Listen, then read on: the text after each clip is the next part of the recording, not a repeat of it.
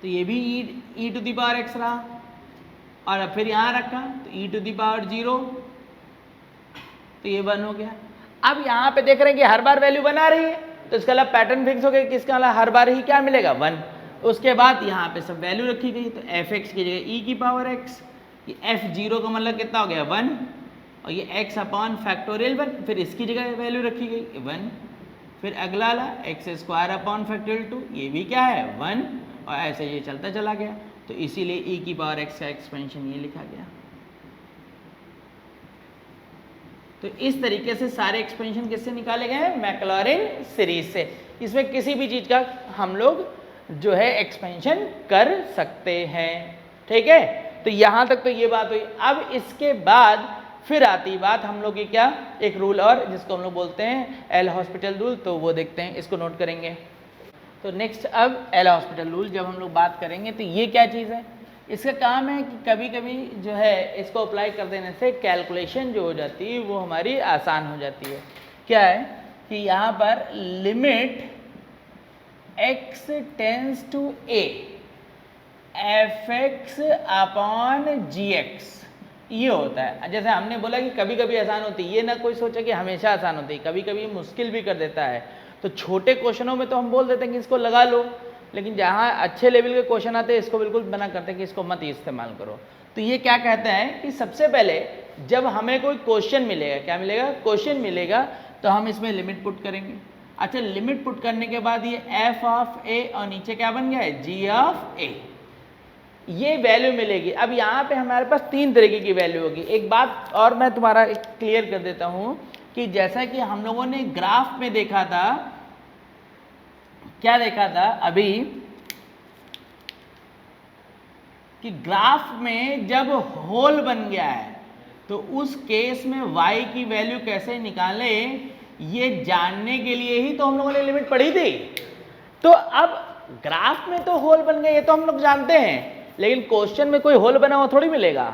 तो हमें कैसे पता लगेगा कि क्वेश्चन को लिमिट से सॉल्व करना है कि नहीं करना है, पहले वो बात जानना जरूरी है। तो मैं क्या करूंगा कि जो भी लिमिट है मैं फंक्शन में रखता हूं, यहां पे मैंने रखा, और रखने के बाद ये 0/0 infinity by infinity, infinity minus infinity, 0 into infinity, 1 पे पावर इन्फिनिटी, 0 पे पावर 0, इन्फिनिटी पे पावर 0, जहां कहीं भी ये 7 फॉर्मेट बनते हैं उनको ग्राफ पे हमेशा होल से रिप्रेजेंट किया जाता है। किससे रिप्रेजेंट किया जाता है, होल से। और इन्हीं की, अब अगर हमसे कोई बोले लिमिट क्या है, तो हम लोग बोलेंगे एक तो ग्राफ पे जहाँ होल बनता है उस केस में y की वैल्यू कैसे निकालें ये जानने के लिए लिमिट पढ़ते हैं। दूसरा हम ये कह सकते हैं कि ये 7 इनडिटर्मिनेट फॉर्म को सॉल्व करने के लिए ही लिमिट पढ़ी जाती है। ये इनका नाम क्या है, इनडिटर्मिनेट फॉर्म, अनिश्चित रूप। तो ये 7 ही होते हैं, अपने मन से कोई और ना बना देना, ठीक है। तो ये सिर्फ 7 होते हैं, इन्हीं को जानने के लिए पढ़ते हैं। इसलिए जब क्वेश्चन के अंदर ये 7 फॉर्मेट बनते हैं तभी हमें लिमिट लगाने की जरूरत है। अगर ये बने ही नहीं रहे तो हमें लिमिट पढ़ने की कोई जरूरत, क्योंकि ये बना तभी लिमिट पढ़ा, और इसी को ग्राफ में किससे रिप्रेजेंट किया गया, होल से। अब यहां पे बात आती है कि हम सबसे पहले इसमें लिमिट पुट करेंगे। पुट करने के बाद अगर इसमें नंबर मिल जाता, क्या मिल जाता है, तो ये आंसर हो जाएगा। और अगर ये 0/0 या इन्फिनिटी बाई इन्फिनिटी बनता है तो यहां पे हम लोग करते ये हैं कि ऊपर न्यूमरेटर का डिफरेंशिएशन अलग और डिनोमिनेटर का अलग डिफरेंशिएशन कर दिया जाएगा, यानी अंश का अलग हर का अलग। तो यहां पे इसका डिफरेंशिएशन किया एफ डैश एक्स, नीचे लेकर किया तो जी डैश एक्स, और फिर हमने इसमें लिमिट पुट करी। और लिमिट पुट करने के बाद अगर ये नंबर आ जाता, क्या आ जाता है, नंबर आ जाता है, तो ये हमारा आंसर होगा। और अगर ये 0/0 या इन्फिनिटी बाई इन्फिनिटी बन जाती है तो इसी चीज को हम लोग और आगे बढ़ा देंगे, यानी x टेंस टू a, यानी क्या, फिर से न्यूमरेटर का डिफरेंशिएशन अलग और डिनोमिनेटर का अलग, अंश का अलग और हर का अलग, और फिर इसमें लिमिट पुट करी जाएगी। और पुट करने के बाद अगर नंबर आ जाता है तो वो हमारा आंसर होगा। और अगर ये 0/0 या इन्फिनिटी होगी तो हम इसी प्रोसेस को आगे बढ़ाते चले जाएंगे। कब तक बढ़ाते चले जाएंगे? जब तक हमें कोई नंबर ना मिल जाए तब तक। ये एक बात क्लियर हो गई कि नहीं? अच्छा, जहां हम लोगों ने फिगर बनाया उस जगह पे ये फॉर्मेट भी जरूर लिख लेंगे सब लोग, ठीक है? या बना के यहाँ पे ही बना के लिख लो फॉर्मेट, ठीक है? ठीक, इसको नोट करते हैं, फिर आगे बढ़ते हैं। तो फिर प्रॉपर्टीज,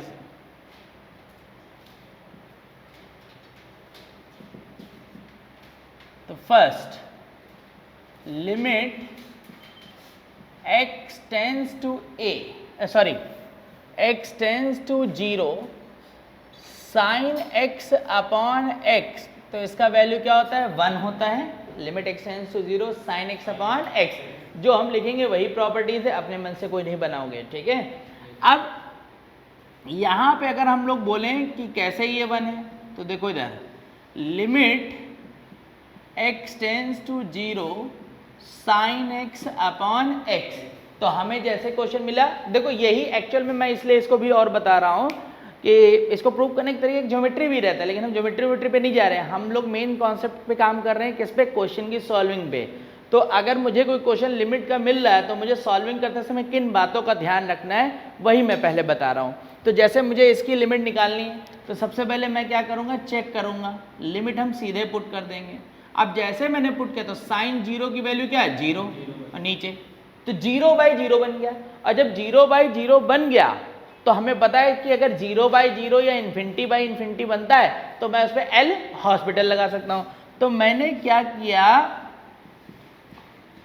क्या ऊपर का डिफरेंशिएशन अलग और नीचे का अलग, तो यहाँ पे साइन का डिफरेंशिएशन क्या? कॉस, और नीचे x का 1 हो जाएगा, और फिर इसमें लिमिट पुट कर दोगे। तो जैसे ही पुट करेंगे तो cos 0 की वैल्यू क्या? 1/1, मतलब क्या? 1, यानी इसका रिजल्ट क्या हो गया? 1 हो गया। एक तो मैं ऐसे भी देख सकता हूं, दूसरा कि अगर मुझे यही बात और सोचनी हो तो सेकंड मेथड कैसे करेंगे हम लोग काम? ये भाई सबसे काम का जो तरीका होगा वो यही होगा, सेकंड मेथड। क्या चीज सेकंड मेथड है? तो हमने तुरंत दिमाग में बात आ जानी चाहिए कि मुझे जो फंक्शन दिया गया है उसका मुझे एक्सपेंशन पता है। क्या पता है? एक्सपेंशन यानी विस्तार। तो मुझे साइन x का पता था, तो मैंने यहाँ पे क्या किया, ये x माइनस x³ 3 x पे पावर 5/5 और ये माइनस ऐसे चलता चला जाएगा। अब एक बात सब लोग और ध्यान करेंगे, देखो जितना भी एक्सपेंशन लिखा है मैक्लॉरिन सीरीज को ध्यान करो सब लोग, उसमें x था, फिर x² था, फिर x³ था, पावर 4, पावर 5, यानी आगे जितना भी बढ़ोगे उसके अंदर सब में x की टर्म है कि नहीं है? बात खत्म हो गई, बात समझ गई कि नहीं?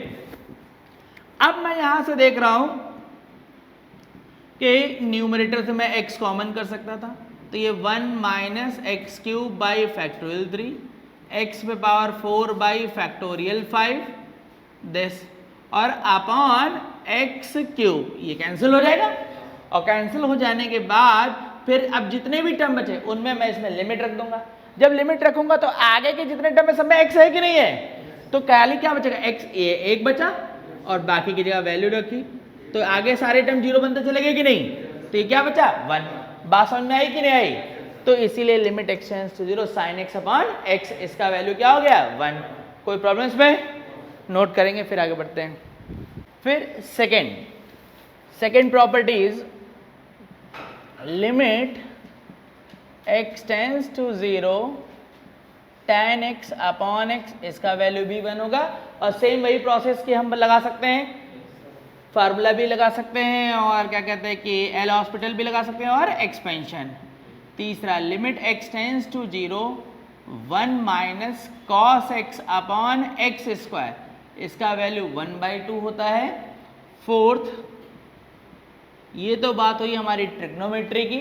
ट्रिग्नोमेट्री के बाद आती है inverse trigonometry. Limit x tends to 0 sine inverse x upon x, इसका वैल्यू भी 1 होता है। Limit x tends to 0 tan inverse x upon x, इसका वैल्यू भी क्या होगा? 1 होगा। Sixth, limit x tends to 0 log 1 plus x upon x, इसका वैल्यू भी 1 होगा।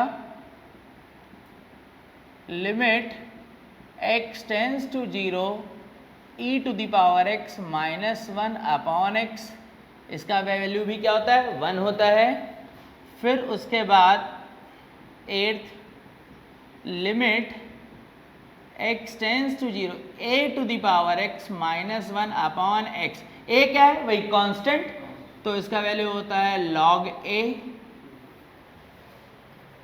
इसकी वैल्यू क्या रहेगी? log a। नोट होगा? इसको नोट कर लेते हैं, फिर आगे बढ़ते हैं। नेक्स्ट, ये तो हुई बात हमारी कुछ प्रॉपर्टीज, 8 प्रॉपर्टीज ये हैं जो स्टैंडर्ड इनका ऊपर काम होगा। अब इनको हम कुछ इस तरीके से याद रखेंगे। क्या याद रखेंगे? जरा देखते हैं कि सब में common point, limit x tends to सब में क्या है? 0, सब में क्या है? 0। अब याद करते हैं, जो कोण में है, जो एंगल में है, वही नीचे है तभी 1 है। जो एंगल में है वही नीचे है तभी क्या है? 1।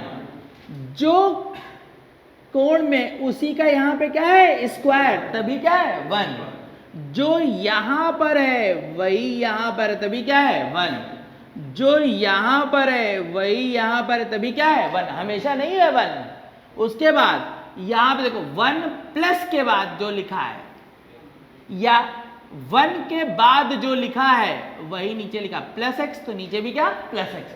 अगर यहाँ माइनस एक्स हो जाए तो यहाँ भी क्या होगा? माइनस एक्स, तभी 1 है। यहाँ जो पावर में है वही नीचे तभी 1 है।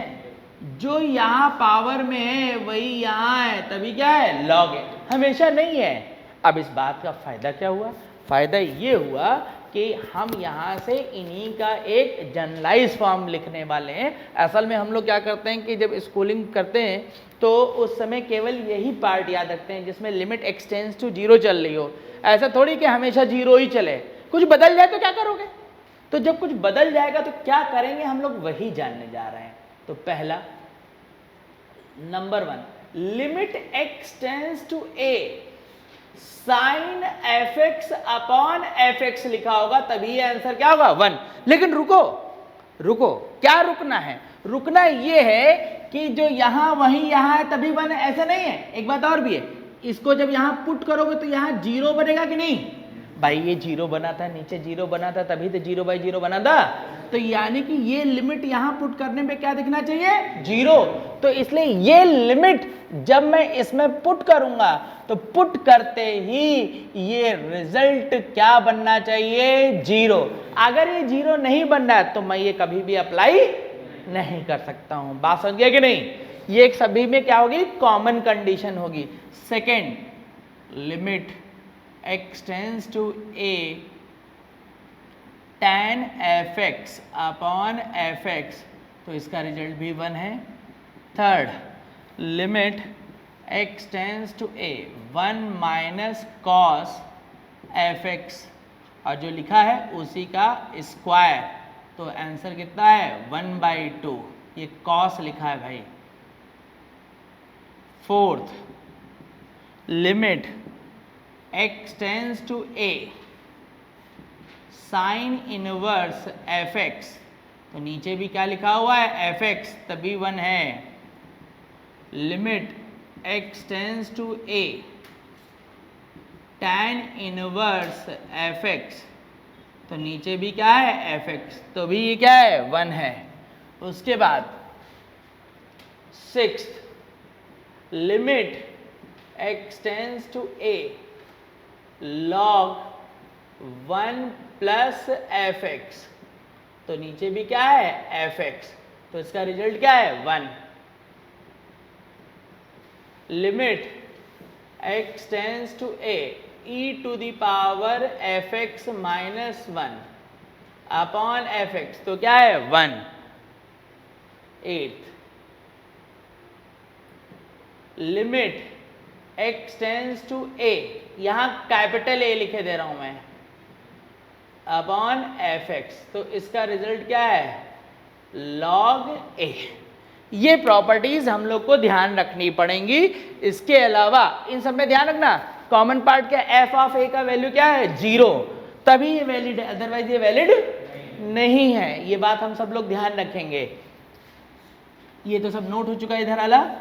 एक बात हम लोग को और ध्यान रखनी, एक ये कि अगर ये लिखा है limit x tends to a x to the power n minus a to the power n upon this, तो इसका answer n a to the power n minus 1 होता है।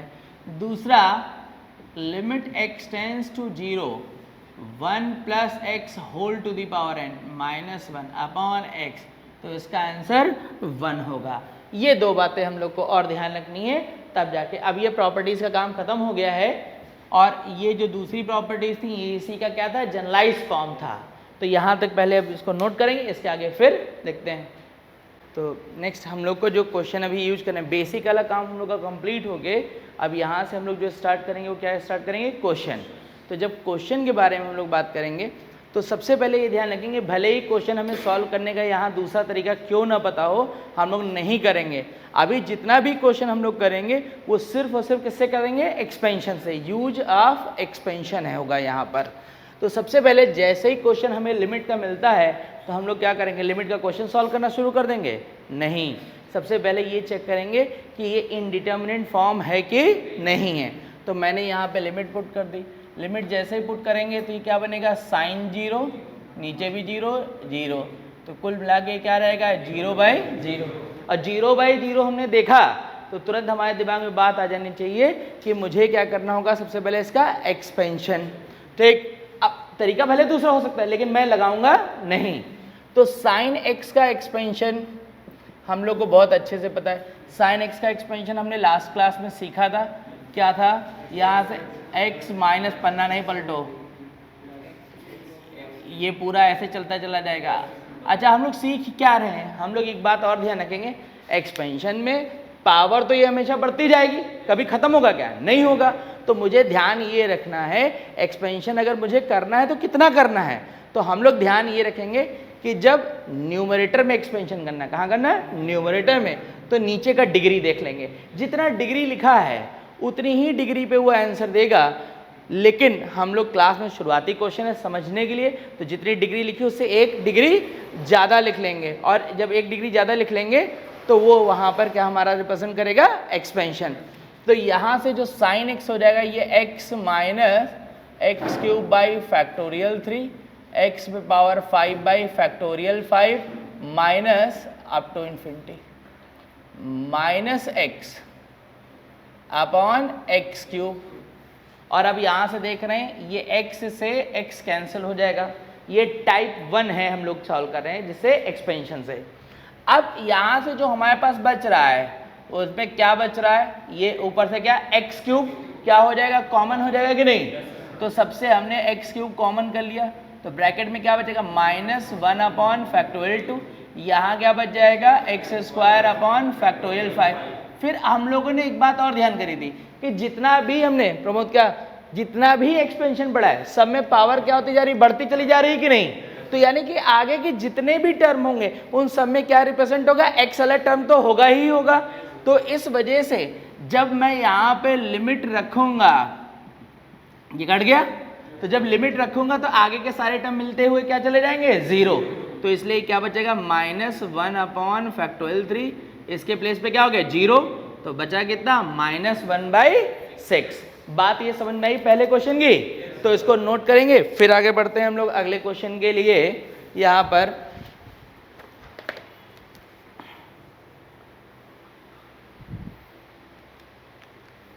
तो नेक्स्ट अगला क्वेश्चन, तो जब नेक्स्ट क्वेश्चन के बारे में बात करेंगे तो हमने क्या बोला है कि अभी इस टाइप 1 में हमें जो भी क्वेश्चन सॉल्व करना है वो सिर्फ किससे सॉल्व करना है, सब्स्टिट्यूशन से। और सबसे पहले जैसे ही हमें लिमिट का क्वेश्चन मिलेगा तो हमारा नंबर 1 पे काम क्या होगा, लिमिट सॉल्व करने का काम नहीं होगा। हमें ये चेक करना है कि ये इंडिटर्मिनेट फॉर्म है कि नहीं, क्योंकि अगर इंडिटर्मिनेट फॉर्म बनेगा तभी मुझे लिमिट सॉल्व करनी है, अदरवाइज हमें लिमिट पढ़ने की कोई ज़रूरत नहीं थी।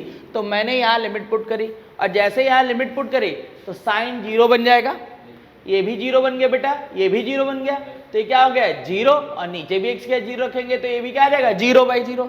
अब जब ये 0/0 बन गया तो मेरा एक सबको एडवाइस होगा क्या एडवाइस होगा? देखो एक तो पहला है कि अगर कुछ कोई ना सोचे तो वो यहाँ पे ये सोच सकता है sin 2x का फार्मूला पढ़ा है ना, 2 sin x cos x, और sin 3x का भी सबने फार्मूला पढ़ा है, 3 sin x - 4 sin cube x लगा दोगे और उससे पूरे से sin x कॉमन करके क्या कर दोगे? कट कर दोगे। लेकिन मैं नहीं करूंगा ये। मुझे एक बात और ध्यान रखनी है। क्या ध्यान रखनी है? कि जैसे ही दो टर्म मल्टीप्लाई में हो, किसमें हो? सिर्फ मल्टीप्लाई में, प्लस माइनस में नहीं बात करूंगा मैं। किसमें बात करूंगा? मल्टीप्लाई में होने के बाद ये देखो कहीं ऐसा तो नहीं है वो किसी लिमिट से जुड़ जा रहा है, तो मैंने तुरंत दिमाग में बात आनी चाहिए कि लिमिट x टेंस टू क्या है? 0, और ये लिखा है sin x।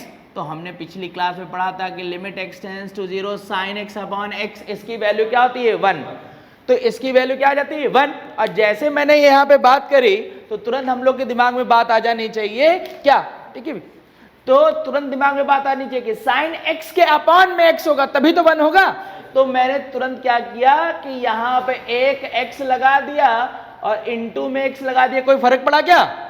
और जब कोई फर्क नहीं पड़ा तो limit x tends to 0 sine x upon x, इसका वैल्यू क्या हो गया? 1। और जब ये वैल्यू 1 हो गया तो limit x tends to 0 5 sine x minus 7 sine 2x 3 sine 3x और अपॉन ये क्या हो गया? x cube. अब उसके बाद मैंने तो क्लास में बिल्कुल फिक्स कर रखा है कि हमें जो यहाँ पे क्वेश्चन करने किससे सॉल्व करने हैं? एक्सपेंशन से।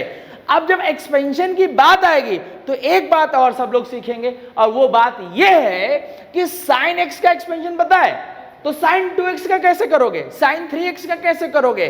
तो तुरंत सबके दिमाग में बात आनी चाहिए कि साइन x बराबर x minus x cube by factorial 3 x पे पावर 5 बाई फैक्टोरियल 5। ये था कि नहीं?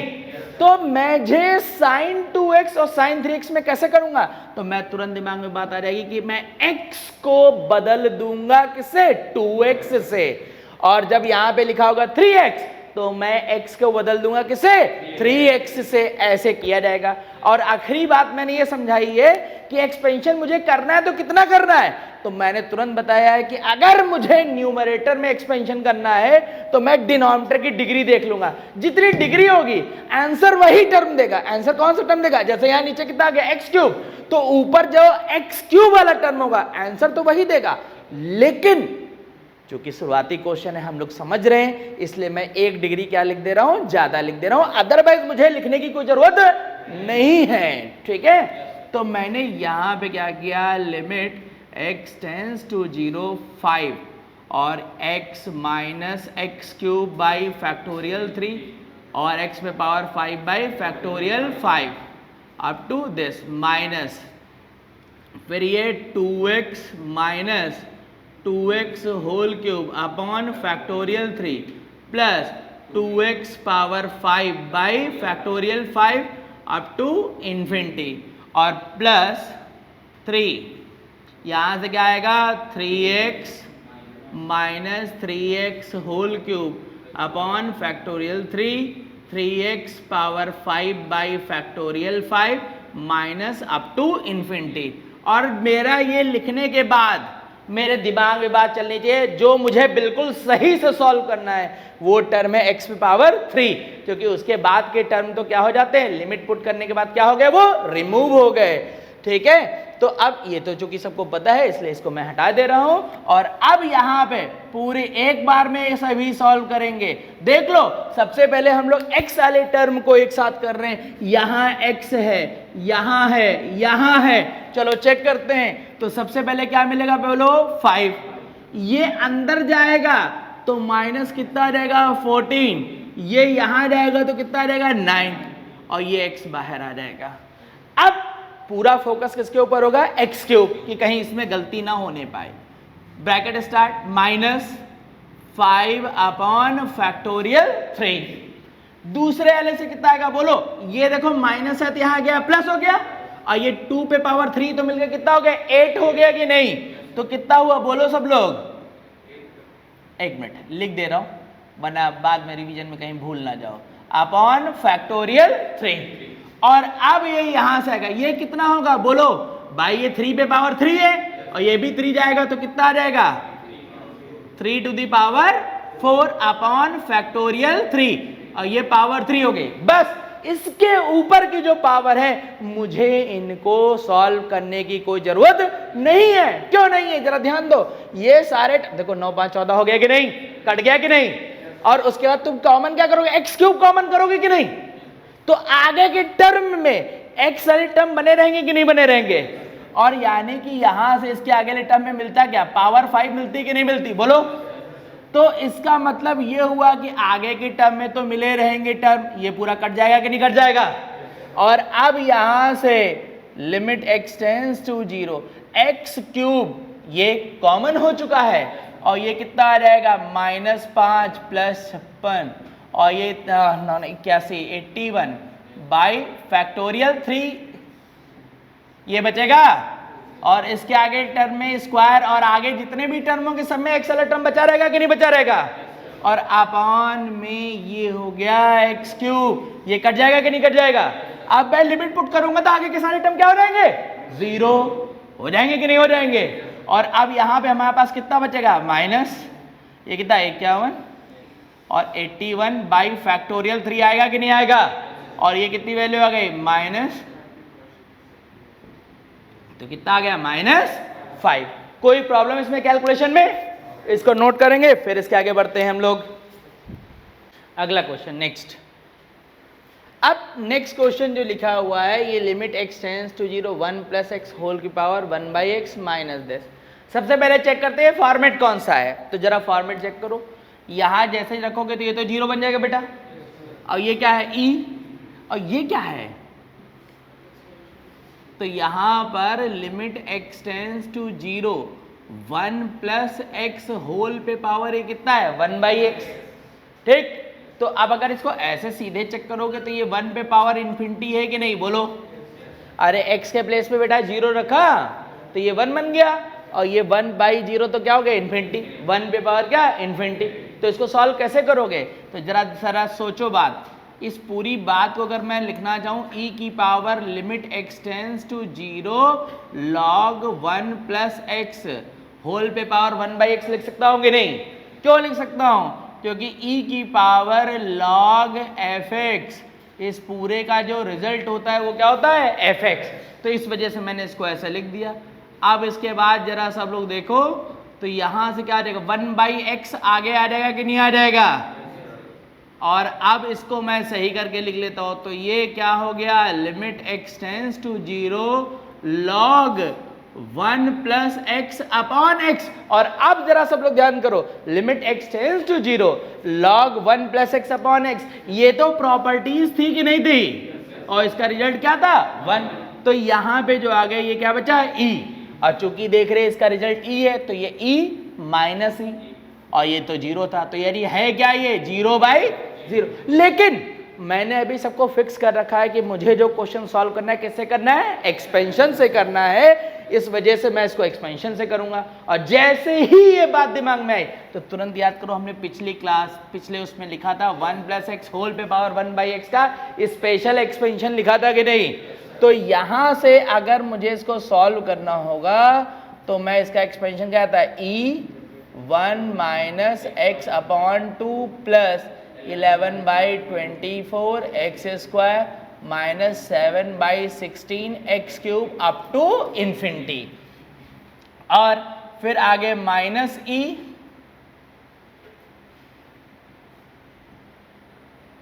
प्लस ex/2 हो जाएगा,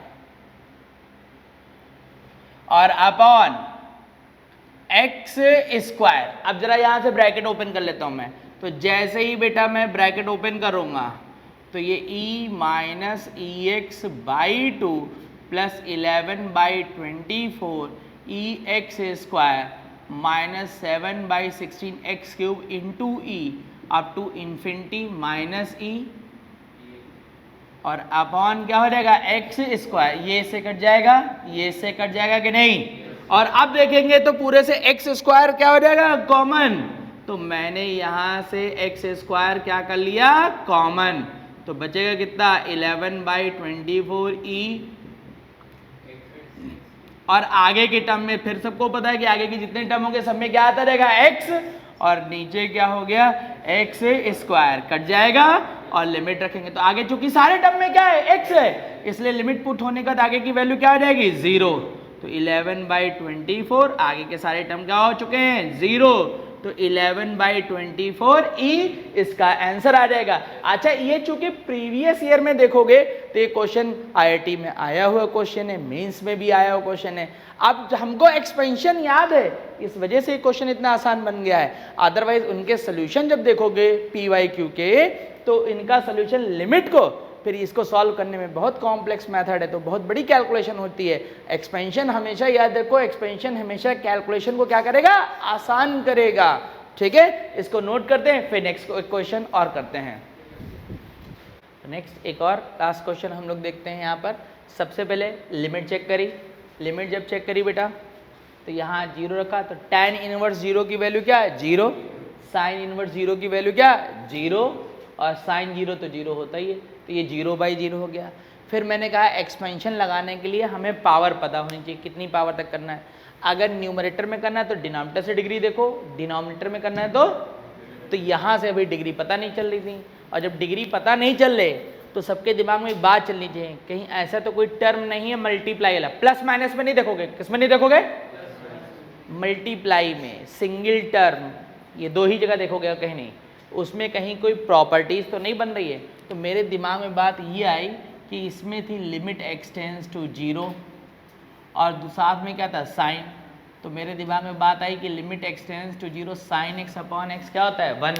तो तुरंत यहाँ पे, चूंकि यहाँ पे पावर में कितना लिखा है 3 लिखा है, तो इसलिए मैं इसको x³ इंटू में x³ लिख सकता था कि नहीं, और जैसे मैंने ये लिखा तो प्रमोद इसकी वैल्यू क्या हो जाएगी 1 हो जाएगी कि नहीं हो जाएगी, और जब ये बेटा वैल्यू 1 हो गई तो limit x tends to 0 tan inverse x minus sine inverse x upon x³ हो गया। अब tan इनवर्स x का एक्सपेंशन हमने कल बताया था, साइन इनवर्स x का भी हमने एक्सपेंशन बताया था। tan इनवर्स x का expansion limit x tends to 0 x minus x³/3, इसमें फैक्टोरियल नहीं था, अब बाई 5 अप टू कहाँ तक इन्फिनिटी। फिर साइन इनवर्स x, तो इसका एक्सपेंशन x प्लस क्या था 1 स्क्वायर अपॉन फैक्टोरियल 3 x³, फिर power 5 upon factorial 5 1 square into 3 square up to infinity, और अपॉन ये कितना हो जाएगा x³। अब पूरी क्लास के दिमाग में बात रहेगी कि हमारा जो पूरा एम होगा जिसमें डिग्री 3 है वही टर्म हमारा क्या देगा आंसर, बाकी के टर्म हमारे लिए क्या हो जाएंगे मीनिंगलेस, क्योंकि वो सब क्या हो जाएंगे कट जाएंगे, छोटे हैं तो कट जाएंगे और डिग्री बड़ी है तो लिमिट पुट होने के बाद वो हट जाएंगे। ठीक, तो यहाँ से x है अंदर ट्रांसफर करोगे तो ये एक दूसरे से कट जाएगा कि नहीं। और आप जरा ध्यान से देखते हैं तो x³ वाला बेटा एक साथ करो तो ये 1/3, यहाँ से कितना आएगा -1 अपॉन फैक्टोरियल 3 x³ पावर 5 से हमें कोई मतलब नहीं है, इसलिए उसकी तरफ हमने ध्यान ही नहीं दिया कि कितना आएगा। अब यहाँ से क्या हो जाएगा देवेंद्र, x³ ऊपर से क्या कर लिया जाएगा कॉमन, तो यहाँ से -1/3 फैक्टोरियल 3 का मतलब कितना आ जाएगा 6, और ये यहाँ पे कितना हो गया x², और यहाँ से नीचे क्या आ गया x³, ये इससे क्या हो जाएगा कट जाएगा। और अब लिमिट यहाँ पे हम लोग पुट करेंगे, तो जब लिमिट पुट करेंगे तो -1/3 -6, तो ये कितना आ जाएगा तो -3/6, तो -1/2। तो ये जो क्वेश्चन थे ये थे हम लोगों ने एक्सपेंशन की हेल्प से सॉल्व किए। तो स्ट्रैटेजी क्लियर हो गई एक्सपेंशन की कि नहीं, कोई प्रॉब्लम इसमें। एक्सपेंशन याद होना कंपलसरी है, इसके बगैर हम कोई काम इसमें नहीं कर सकते। कोई ये सोचे मुझे एक्सपेंशन से क्वेश्चन करना है लेकिन मैं एक्सपेंशन याद ना करूं, तो यह असंभव है। ठीक है, तो ये बात हो गई एक्सपेंशन के बिहाफ पे क्वेश्चन। अब इसके बाद हम लोग नेक्स्ट टाइप पे बढ़ते हैं और सीखेंगे सब्स्टिट्यूशन के ऊपर। तो इसको पहले नोट कर लेते हैं फिर सब्स्टिट्यूशन स्टार्ट करते हैं। तो नेक्स्ट हम लोग का टाइप जो स्टार्ट होगा सब्स्टिट्यूशन। सबसे पहले तो हमें ये जानना पड़ेगा कि किसी क्वेश्चन में सब्स्टिट्यूशन चल रहा है कि नहीं चल रहा है, तो उसका तरीका क्या होगा। तरीका ये होगा कि जो लिमिट, इसको क्या पढ़ते, theta tends to pi by 4, ऐसे ही तो पढ़ेंगे, तो इसको सब लोग इक्वल करके लिख लिया करेंगे। इक्वल लिखने के बाद इसके सारे टर्म एक साइड कर लो, तो जैसे मैं सारे टर्म एक साइड करूंगा तो ये पूरा रिजल्ट ये बन जाएगा कि नहीं। और जो टर्म, सारे टर्म एक साइड करने के बाद जो बन रहा है, अगर वो टर्म क्वेश्चन के अंदर कहीं भी इस्तेमाल हो रहा है तो इसका मतलब कि वो पूरा क्वेश्चन सब्स्टिट्यूशन से सॉल्व किया जाएगा। सबसे पहले अगर सब्स्टिट्यूशन लग रहा होता तो सबसे पहले क्या लगेगा, सब्स्टिट्यूशन। तो यहाँ पे देखा कि ये दिस लिखा हुआ है, तो ये टर्म क्वेश्चन में यूज हो रहा था कि नहीं। अब हम लोग जानने जा रहे हैं कि इसको सब्स्टिट्यूट कैसे करेंगे। तो जो टर्म लिखा है उसको सब लोग टी ले लेंगे। क्या ले लेंगे, टी। अब अगले स्टेप पे ये बात सुनेंगे, भाषा पे ध्यान रखेंगे। लिमिट किसमें, थीटा में। लिमिट किसमें, लिमिट किसमें, तो टर्म भी किसमें, थीटा में। तो लिमिट जिस टर्म में चलेगी, एक्सप्रेशन भी उसी टर्म में। अब ये पूरा क्या हमने ले लिया, टी। तो जब लिमिट टी में तो एक्सप्रेशन भी किसमें, बात दिमाग में समझ आ गई कि नहीं। तो यहां पर जैसे मैंने इसको टी लिया तो अब पूरी क्लास दिमाग में आ जानी चाहिए कि हमें इसको भी किस में लिखना होगा, टी में। तो इसलिए मैं यहाँ से थीटा का वैल्यू निकाल लेता हूँ। थीटा का वैल्यू जब निकालेंगे तो ये वैल्यू आ जाएगा कि नहीं आ जाएगा, बोलो। अच्छा, अब जब ये वैल्यू हम लोग को मिल गया तो जरा ध्यान से देखो, अब कैसे पढ़ोगे, theta tends to pi by 4। तो यहाँ पे क्या लिखा है, इक्वल लिखा। तो थीटा बराबर पाई बाई 4, तो जब थीटा बराबर पाई बाई 4 तो टी बराबर क्या, 0। तो जब theta tends to pi by 4 तो टी टेंस टू भी क्या, 0। अरे जब बराबर है तो बराबर बोल रहे हो, और जब टेंस टू है तो टेंस टू बोलोगे। तो यानी कि यहाँ पे क्या रहेगा, लिमिट टी टेंस टू 0। अब जहाँ जहाँ थीटा है उसकी जगह ये वैल्यू पुट करी जाएगी। तो यहाँ से √2 minus cos pi by 4 plus T by 4 minus sine pi by 4 plus T by 4 और अपॉन क्या, टी स्क्वायर। और अब यहाँ पे क्या है, a प्लस बी, और ये क्या है, a प्लस बी। तो याद क्या आ जाएगा, cos a प्लस बी का फार्मूला। यहाँ पे याद आ जाएगा क्या, sin a प्लस बी का फार्मूला। तो फार्मूला क्या होता था यार, हमें तो याद ही नहीं आ रहा है। cos a प्लस बी का क्या फार्मूला था, बिल्कुल सही फार्मूला तुमने सुनाया, हमको भी याद आ गया। अब तो ये cos a cos b minus sine a sine b। अब जरा थोड़ा साइन वाला भी बता दो इसी बहाने, तो हम भी ध्यान कर लें। तो sine a cos b plus cos a sine b, बिल्कुल सही फार्मूला बताए हो। तो sine a cos b plus cos a sine b, और नीचे क्या हो जाएगा, टी स्क्वायर। तो limit t tends to 0 √2 cos pi by 4 1 by √2 cos t by 4 minus 1 by √2 sine t by 4 minus फिर यहाँ पे 1 बाई cos और फिर 1 बाई √2 साइन t बाई 4। और अब टी स्क्वायर, अब अंदर ट्रांसफर कर लेते हैं माइनस साइन। तो यहाँ से limit t tends to 0 √2 minus plus 1 upon √2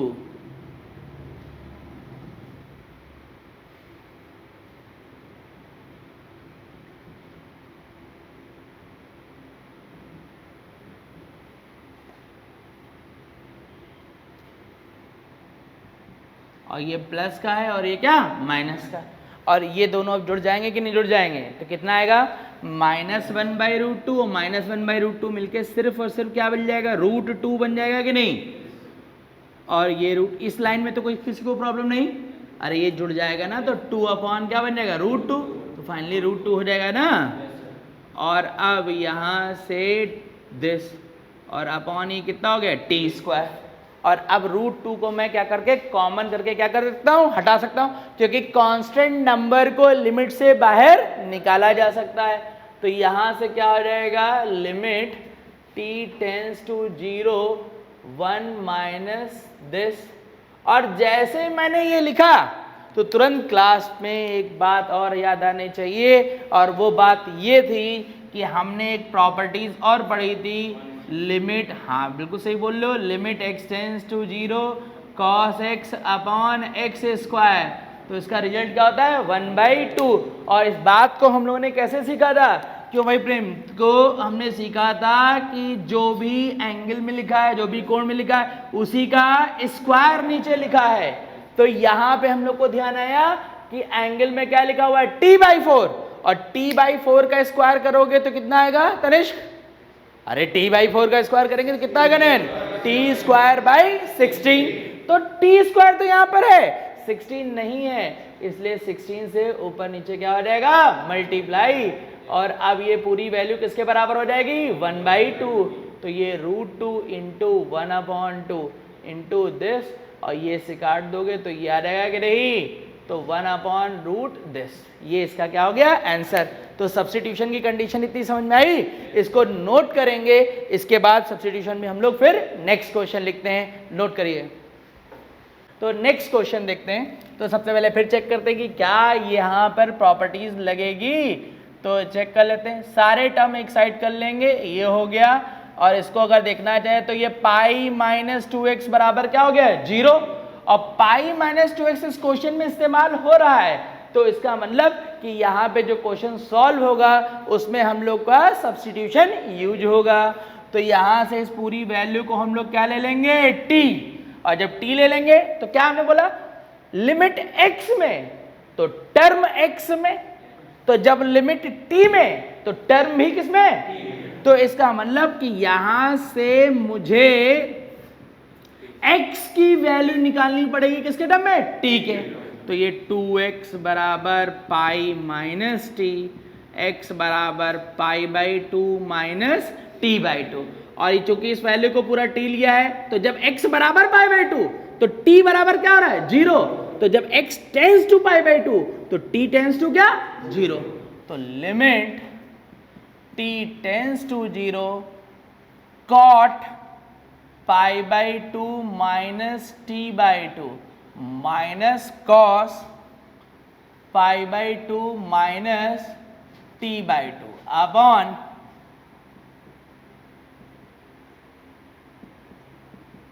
और cot 90 माइनस थीटा क्या हो जाएगा tan थीटा हो जाएगा, और cos 90 माइनस थीटा क्या हो जाएगा sin थीटा। अब मैं सबसे एक एडवाइस मांग रहा हूं। एडवाइस क्या है कि भाई यहां पर अगर हम चाहें तो sin t/2 भी कॉमन कर सकते हैं। अरे भाई tan का मतलब sin अपॉन cos हुआ कि नहीं। दूसरा ये है कि मैं इसमें tan t/2 भी कॉमन कर सकता हूं। कैसे, नीचे यहां cos लगा दो, इंटू में cos लगा दो, हो जाएगा कि नहीं। तो मुझे ये सब लोग बताएं कि मुझे tan लेना फायदेमंद होगा कि sin t/2 लेना होगा। तो मुझे tan लेना फायदेमंद होगा, क्यों, क्योंकि मेरा मन कर रहा था, हाँ, क्योंकि tan कॉमन लेना इसलिए फायदेमंद होगा। ये बात बिल्कुल सही बता रहे सौरभ, क्योंकि नीचे यहाँ क्या रहेगा cos और यहाँ भी cos, तो ये बन गया tan, और tan पूरा कॉमन हो गया तो 1 माइनस cos बन जाएगा कि नहीं, और 1 माइनस cos है, और लिमिट t टेंड्स टू क्या चल रही 0, तो ये क्या बन जाएगी प्रॉपर्टीज। तो इस वजह से यहाँ पर tan t/2 कॉमन करना हमारे लिए फायदे की बात होगी। तो t tends to 0 tan t/2 1 minus यहाँ से क्या हो जाएगा cos t/2 अपॉन t³। अब अगर मैं कहीं पर ऐसी बात बोलूं कि मुझे लिमिट को ब्रेक करना है, क्या करना है, लिमिट को ब्रेक करना है, तो मैं 2 बार बोलूंगा। ये हमने प्रॉपर्टीज पढ़ी थी कि f(x) इंटू क्या लिखा हो, तो लिमिट को हम लोग x tends to a, f(x) into limit x tends to a क्या, तो ये क्या कह रहा है, मल्टीप्लाई में तो लिमिट तोड़ सकते हैं कि नहीं, तो तोड़ सकते हैं, लेकिन तोड़े कहाँ, हम लोग वही जानने जा रहे हैं। तो मैं 2 बार बात करूँगा। कौन सी 2 बार बात करूँगा? पहली बात लिमिट को हमेशा ऐसा तोड़ा जाता है कि जिससे दोनों जगह प्रॉपर्टीज बन जाए। दोनों जगह क्या बन जाए? अब जैसे यहाँ पे टी क्यूब लिखा है तो इस टी क्यूब को हम लोग क्या लिख सकते हैं? एक टी लिख सकते हैं, एक टी स्क्वायर लिख सकते हैं कि नहीं? क्यों? क्योंकि इसके साथ जाएगा तो प्रॉपर्टीज बना देगा और tan के साथ भी टी जाएगा तो क्या बन जाएगा? प्रॉपर्टीज। इस तरीके से ब्रेक किया जाएगा। दूसरी बात लिमिट को ऐसे भी ब्रेक करते हैं। इसमें नहीं दिखेगा, सोचना।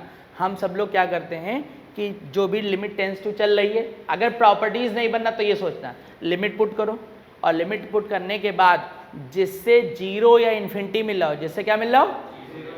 वो टर्म एक साथ और बाकी के टर्म क्या?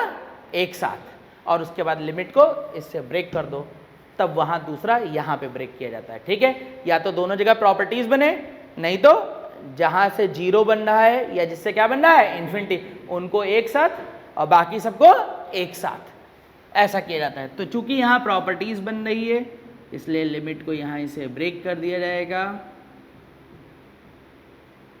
ये t हो गया, और अब यहाँ से हम बेसिक कुछ बातें याद करेंगे। हमने पढ़ा था क्या कि limit x tends to 0 tan x upon x, इसका वैल्यू क्या होता है? 1।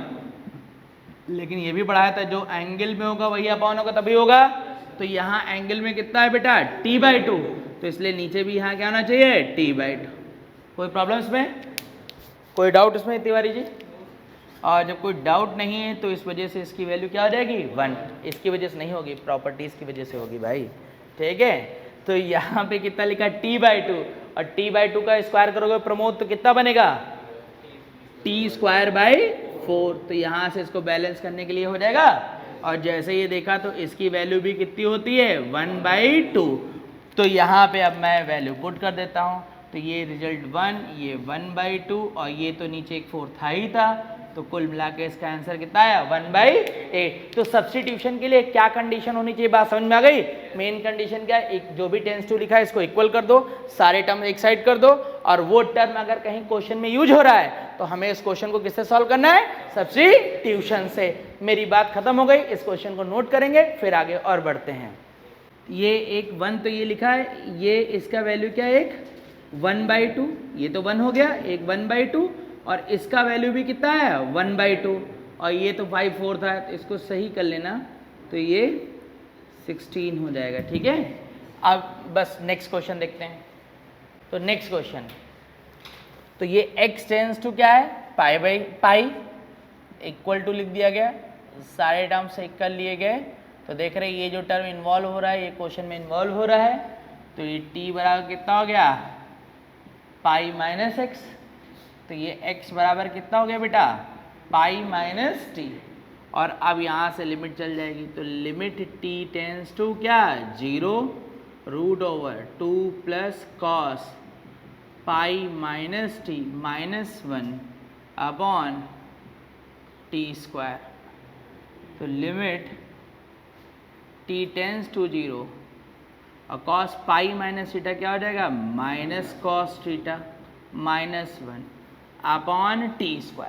अब इसको कैसे सॉल्व करेंगे? तो सब लोग मेरे एक एडवाइस ध्यान रखेंगे, जब कभी भी सब्स्टिट्यूशन वगैरह लग रहा है तो पहले सब्स्टिट्यूशन लगा लोगे, और उसके बाद चाहे हम कोई भी फॉर्मेट पढ़ें लिमिट सॉल्व करने का, कोई भी फॉर्मेट पढ़ें, अगर उसमें रूट वाला टर्म है तो हमेशा उसको सॉल्व करने के लिए क्या करना पड़ता है? रैशनलाइज करना पड़ेगा। सॉल्व करने के लिए क्या करोगे? रैशनलाइज। मतलब कि ये कैसे लिख जाएगा? लिमिट t टेंस टू क्या है? 0, यहाँ साइन क्या है? माइनस, तो इसका उल्टा साइन लगा के इसको क्या किया जाएगा? रैशनलाइज किया जाएगा। तो ये आ गया -1, और यहाँ पे रूट लगा है, तो उस क्वेश्चन को सॉल्व करने के लिए हमें क्या करना पड़ेगा? रैशनलाइज करना पड़ेगा। और अब अगर हम देखेंगे ध्यान से तो न्यूमरेटर में क्या है? a माइनस बी, और ये क्या है? a प्लस बी, तो इससे a² माइनस b² का फार्मूला बन जाएगा। तो लिमिट t टेंस टू 0, और ये क्या हो गया? 2 माइनस कॉस t² माइनस 1² हो गया कि नहीं? और अब मेरी बात और याद आएगी सबको। कौन सी बात याद आएगी भाई? ये स्क्वायर हट गया कि नहीं हट गया? कौन सी बात याद आने वाली है?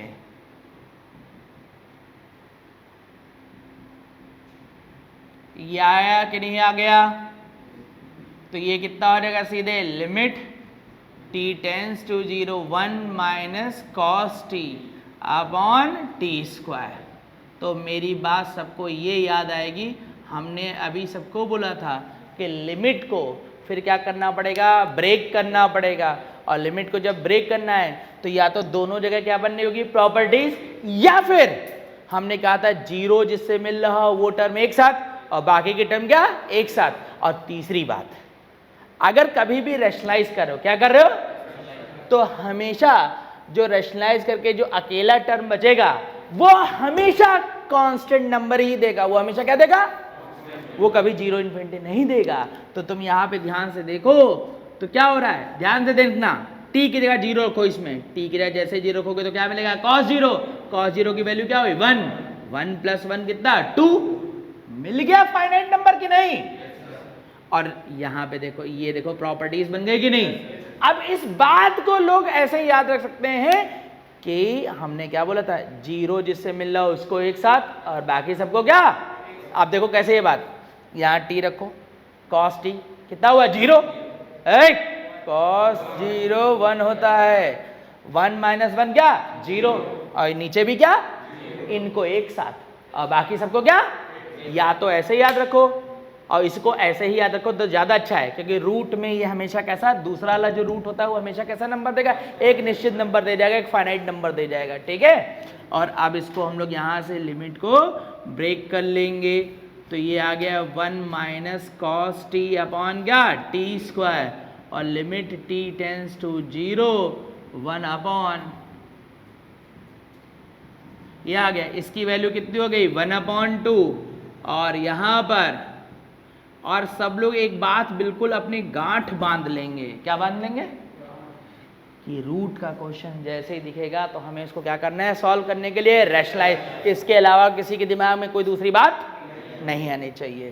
तो ये 1/2, तो यहाँ से एक बचेगा, यहाँ से एक, कुल मिला के कितना हो गया 2, यानी 1/4। तो ये हुई बात सब्स्टिट्यूशन की, सब्स्टिट्यूशन का काम हुआ कंप्लीट। इसके आगे फिर कुछ और देखते हैं, नोट करते हैं इसको, तो देखते हैं। अब यहाँ से जो हम लोग बात करेंगे, नेक्स्ट हम लोग का जो चलेगा फोर्थ फॉर्मेट, ये क्या रहेगा, कुछ नोट्स के पॉइंट रहेंगे। नोट्स के पॉइंट क्या है, पहला हम लोग जान लेते हैं।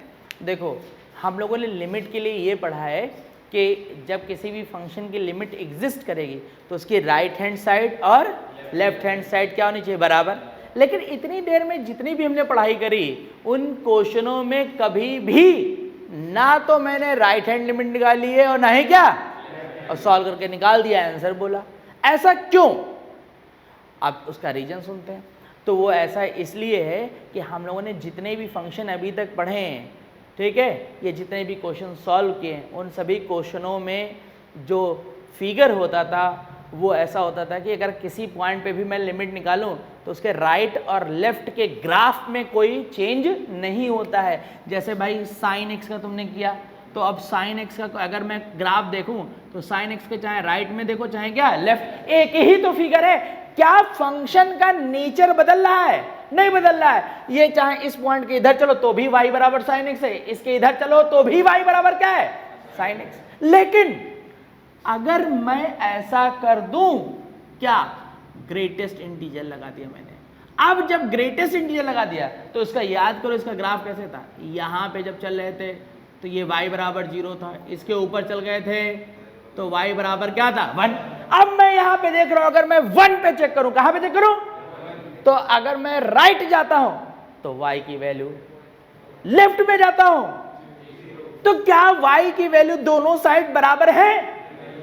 इस वजह से इसमें लिमिट जो सॉल्व होगी राइट और लेफ्ट से। क्या सीखा पूरी क्लास में, तो सबने ये सीखा है लिमिट, राइट हैंड लिमिट और लेफ्ट हैंड लिमिट से उन्हीं क्वेश्चन को सॉल्व किया जाता है जिन क्वेश्चनों में राइट और लेफ्ट में y की वैल्यू बदल जाती है। उन फंक्शन को सॉल्व करने के लिए हमेशा क्या लगाया जाता है, राइट हैंड लिमिट। और यही नोट्स का पहला पॉइंट है। और ऐसा कहां कहां होगा, ऐसा होगा मॉड में। कहां पे होगा, क्योंकि मॉड एक्स का भी ग्राफ बनाते हो ना बेटा, तो क्या हो जाता है, ये ऐसे बनाते हो कि नहीं, तो इधर x और इधर क्या बदल गया फंक्शन की नहीं? तो मॉड, दूसरा ग्रेटेस्ट इंटीजर, तीसरा सिग्नम, क्या, और चौथा क्या, फ्रैक्शन। चौथा क्या, फ्रैक्शन। ये चार चीजें जहां इन्वॉल्व होंगी उन क्वेश्चनों को सॉल्व करने के लिए हमेशा हम लोग को राइट हैंड लिमिट और निकालनी पड़ेगी। अगर बगैर इसके हमने सॉल्व किया तो समझ जाना कि हमने एक ही काम किया है और वो काम है कि हमने क्वेश्चन गलत सॉल्व किया है। ठीक है, बहुत ही किस्मत अच्छी होती तो सही होगा, वरना गलत ही होगा। अब मैं वन बाय वन इनको डीलिंग सिखा रहा हूँ कुछ क्वेश्चनों की। तो सबसे पहले मान लेते हैं कि जैसे हमने ये लिमिट लगा दी, लिमिट x टेंड्स टू 0 और mod x upon mod x, ये लिख दिया। अब जैसे मैंने ये क्वेश्चन लिखा तो पूरी क्लास के दिमाग में बात आ जाएगी, क्या लगा हुआ है, मॉड। तो मुझे इस क्वेश्चन को सॉल्व करना है किससे, राइट हैंड लिमिट और, तो मैं राइट हैंड लिमिट लिखता हूं। और जब राइट हैंड लिमिट मॉड लगा हो, ग्रेटेस्ट इंटीजर लिखा हो, तो f of a plus h से भी लिख सकते हो या x tends to a plus, दोनों में से किसी एक से लिखना है, जो तुम्हें अच्छा लगता हो लिख दो। अब मैंने यहां से इसको ऐसा लिख दिया, ये हो गया। और जब 0 से प्लस हो जाएगा तो सब लोग को याद है कि मॉड x का ग्राफ, ये y बराबर अगर मॉड x लिखा होता था तो x greater than or equal to 0, तो x लेस देन 0 तो क्या, माइनस x। तो 0 से जैसे ही ज्यादा होगा मॉड x बदल जाएगा किसमें, x में।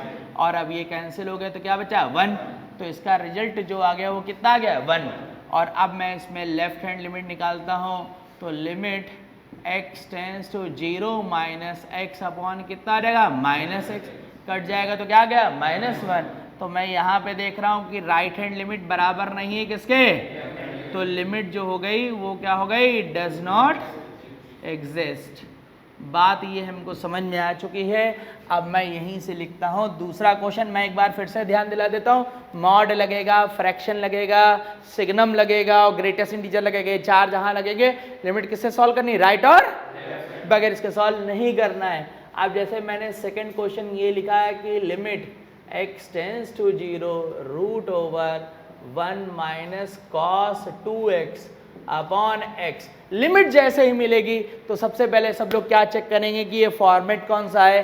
तो मैंने ये फॉर्मेट यहाँ पुट किया, ये क्या हुआ, cos 0, क्या हुआ, cos 0 की वैल्यू 1, तो 1 माइनस 1 क्या, 0, और नीचे भी क्या, 0। लेकिन मेरे तुरंत दिमाग में बात एक और आ गई कि हमने बात करी कि जब कभी भी ट्रिग्नोमेट्री में cos के साथ 1 होगा तो चाहे कोई भी चैप्टर में पढ़ रहा हूं उसमें 1 को हमेशा हटाया जाएगा और उसकी हेल्प तुम्हारी कौन करेगा, cos 2 थीटा वाला फार्मूला। तो यहां से मैंने इसको हटा दिया और ये 1 माइनस 2 साइन क्या हो जाएगा, स्क्वायर एक्स और अपॉन एक्स, ये इससे कट जाएगा। मैं इस क्वेश्चन को सॉल्व करते करते एक गलती कर जाऊंगा और जहां पूछूं वहीं गलती होगी, जबरदस्ती हर जगह ना चेक करने लग जाना। लिमिट x टेंड्स टू 0 और अब यहाँ पे क्या आ जाएगा, ये √2 स्क्वायर है, रूट हट जाएगा तो साइन x अपॉन x, और अब यहाँ पर √2 कांस्टेंट नंबर है, बाहर आ जाएगा और limit x tends to 0 sine x upon x, ये क्या आ जाएगा 1, तो ये √2 इंटू 1। तो इसका आंसर कितना आ गया, √2, जो कि ये गलत है। अब हम जानने की कोशिश करेंगे कि कहाँ गलत है, कहाँ, यहाँ ये तो गलत कहाँ है, सुन लेते हैं, इसमें टाइम ज़्यादा ख़त्म ना करते हैं। तो सुनो इधर, कभी भी याद रखेंगे मैथमेटिक्स में, कभी भी हम लोग याद रखेंगे मैथमेटिक्स में रूट के अंदर अगर स्क्वायर आया है तो उस वैल्यू को सॉल्व करने के लिए हमेशा मॉड लगाया जाता है। अगर हम मॉड नहीं लगाएंगे तो समझ लेना कि हमने गलत ही किया होगा। तो यहाँ चूंकि रूट के अंदर स्क्वायर है इसलिए इसके ऊपर क्या लग जाएगा, मॉड, और जैसे ही मॉड लगा तो तुरंत हम लोग के दिमाग में बात आ जाएगी क्या, राइट हैंड लिमिट और लेफ्ट हैंड लिमिट। तो मैं यहाँ से आ गया राइट हैंड लिमिट, तो लिमिट x टेंड्स टू क्या हो गया, 0 प्लस, और जब 0 प्लस होगा तो 0 है कहाँ, x कहाँ, यहाँ पर है ना, और साइन x अगर देखें तो ये फर्स्ट क्वाड्रेंट है कि नहीं, यहाँ एंगल की जगह क्या लिखा हुआ है, x, और यहाँ पे x का वैल्यू कितना है, π/2 है कि नहीं, बोलो।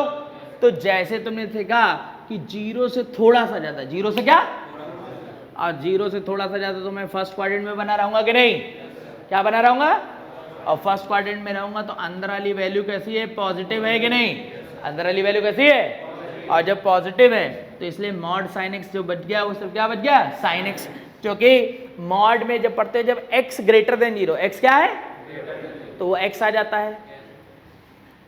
तो यहाँ पे क्या हो गया x, और ये √2 क्या आ जाएगा, बाहर आ जाएगा। तो limit x tends to 0 plus sine x upon x, अब इसका रिजल्ट क्या हो जाएगा, 1 हो जाएगा। और उसके बाद मैं लेफ्ट हैंड लिमिट निकालता हूँ, तो ये √2 मॉड ये जो लिखा हुआ है और अपॉन में है नीचे, ये कितना हो जाएगा, ये x बन जाएगा कि नहीं। अरे भाई कोई डाउट है क्या, नहीं डाउट है, या कोई डाउट है तो एक्चुअल में इसको कैसा लिखा गया हुआ है, f(0 - h) लिखा हो गया कि नहीं, अरे बोलो। और जब ये लिखा गया तो 0 - h तो अल्टीमेटली ये है कितना, limit h tends to 0 f(-h), और जब ये f(-h) है तो यहाँ पे देखो जहाँ जहाँ x है उसकी जगह क्या आ जाएगा, -h। तो ये वैल्यू जो आ गई, limit h tends to 0 √2 sine -h upon -h, और ये √2 ये माइनस, ये कांस्टेंट नंबर ये बाहर आ जाएगा कि नहीं, और साइन माइनस थीटा क्या हो जाएगा, माइनस साइन थीटा, लेकिन मॉड उसको फिर से क्या कर देगा, प्लस। तो हमारे पास जो बचेगा -√2, और जब उसको प्लस कर देगा तो यहाँ से सिर्फ क्या बचेगा, साइन h ही तो बचेगा कि नहीं, क्यों बचेगा h, बताओ क्यों बचेगा साइन h। तो हम बोलेंगे साइन माइनस थीटा क्या होता है, साइन माइनस थीटा जो हो गया वो क्या हो गया, माइनस साइन थीटा, फिर उसको वो प्लस कर जाएगा। और हम लोगों ने पिछली क्लास में देखा था h का जो नेचर होता है, किसका नेचर, वो स्मॉल होता है, और जब स्मॉल और पॉजिटिव है तो फिर से फर्स्ट क्वाड्रेंट में आने वाली बात हो गई कि नहीं। तो इस वजह से ये वैल्यू जो हो जाएगी वो क्या हो जाएगी, साइन h, और इसकी वैल्यू फिर 1। तो यहाँ पे देख रहे हैं ये कितना हो गया, -√2। तो मैं देख रहा हूँ कि राइट हैंड लिमिट बराबर नहीं है किसके, तो लिमिट डज नॉट, रूट के अंदर स्क्वायर है और हमने मॉड नहीं लगाया, तो समझ लेना हम शहीद हो गए, समझ गए। तो चलो अब लिख लो। तो ये हुई बात नोट्स वाले पॉइंट की, बात समझ गए कि नहीं, ठीक। इसके आगे फिर हम लोग नेक्स्ट क्लास में करेंगे। Thank you.